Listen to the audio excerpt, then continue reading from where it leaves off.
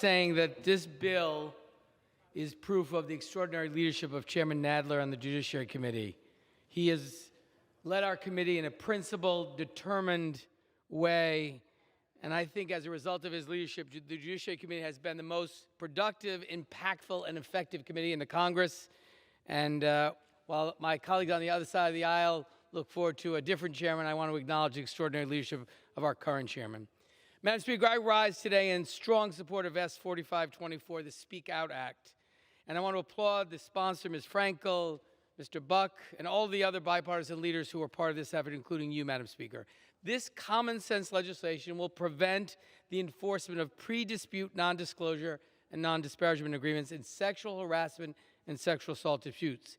It will ensure that any survivor who wants to share their story without fear of judicially enforced reprisals can do so. And in fact, it's unthinkable, I hope to all of us, that widespread sexual misconduct can be covered up and swept under the rug because of NDAs snuck into these take-it-or-leave-it contracts. And it's well beyond time for this abusive practice to end. Enacting the Speak Out Act will bring sunlight and transparency to a system that relies on the shadows to hide horrific conduct.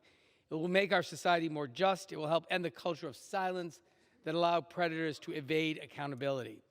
And I look forward to sending this bill to the President's desk and taking another step in our critical and ongoing work to eliminate the forced silence that prevents survivors of sexual misconduct from having their voices heard. Before closing, I want to address the argument raised by some of my Republican colleagues that the Speak Out Act interferes with the rights of states to establish their own laws on this issue.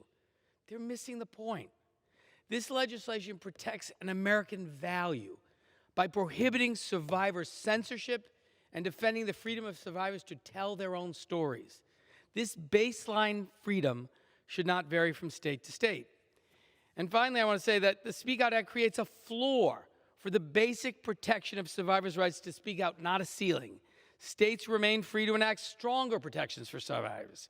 And according to reports, 15 states have done just that, with some states like California banning the use of NDAs entirely.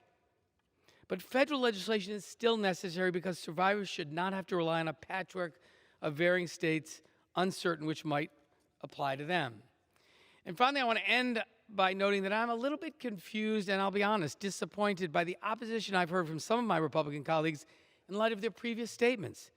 For example, during consideration of legislation that prohibited the enforcement of forced arbitration clauses in these same kinds of cases, Mr. Jordan, the ranking member of the Judiciary Committee, said, and I quote, "Victims of sexual assault and sexual harassment must always have their claims heard.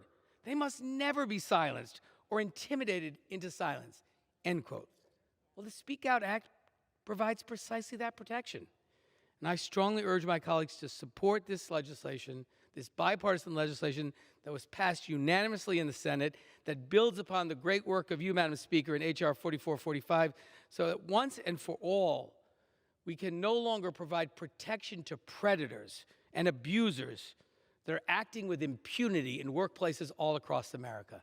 And with that, Madam Speaker, I yield back. Gentleman